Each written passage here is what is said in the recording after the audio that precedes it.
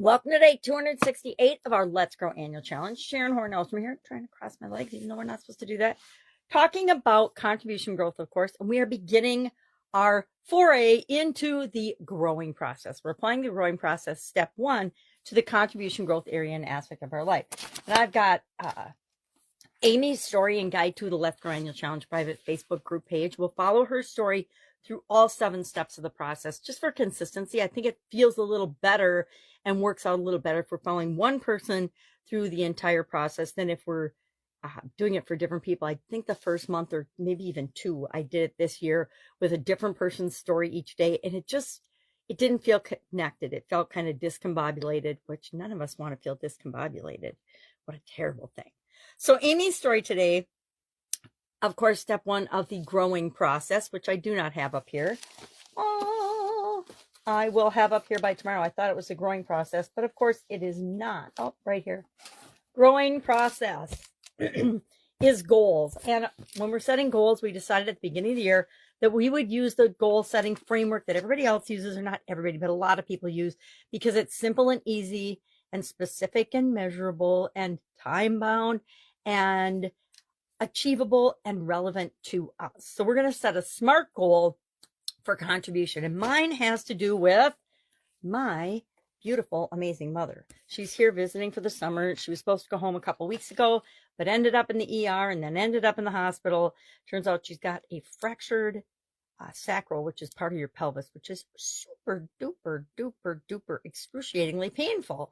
And at 87, the last thing you want is to be slowed down and have a broken anything. So she's heading home again the end of this week. So my contribution goal is, how do I help to continue to care for my mom and stay in contact with her and continue to build and make her life better? Well, she's in Texas and I'm in Wisconsin, so it'll probably involve, and I don't know, I'm going to go through the growing process and come up with the steps for that.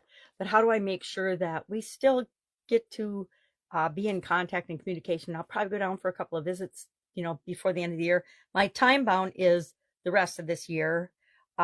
Specific is, enhancing and helping my mother to heal and have a great experience and have some more freedom and flexibility when she's when she's returned to her home.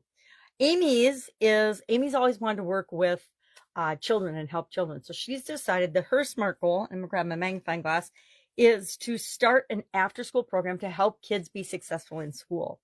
She's going to pick 10 students over the next 3 months and improve their reading comprehension by at least 2 grade levels. So if somebody comes in and she's tutoring them, she picked 10 because she doesn't want to overextend herself. It's achievable to her in her mind.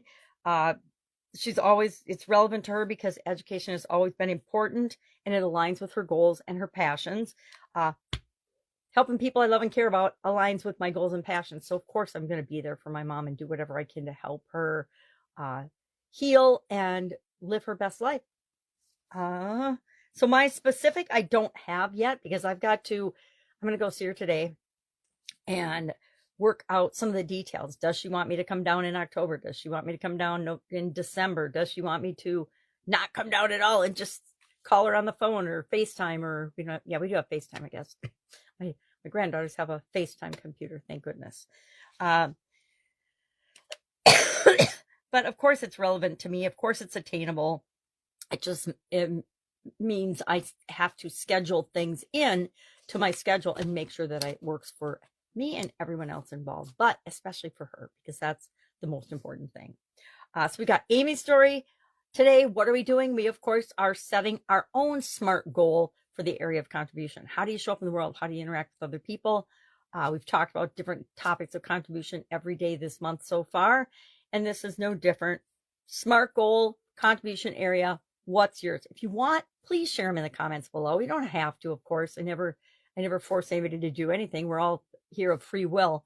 But if you want to share your goals so we can help you with it, or so that we can learn from you, please do. Otherwise, that's it. Set your SMART goal, and then tomorrow we will hop into the R, which is telling ourselves the story of what's really going on right now, right? What are our results now? Any questions? You know what to do. Ask. Otherwise, I'll be with you tomorrow. Bye.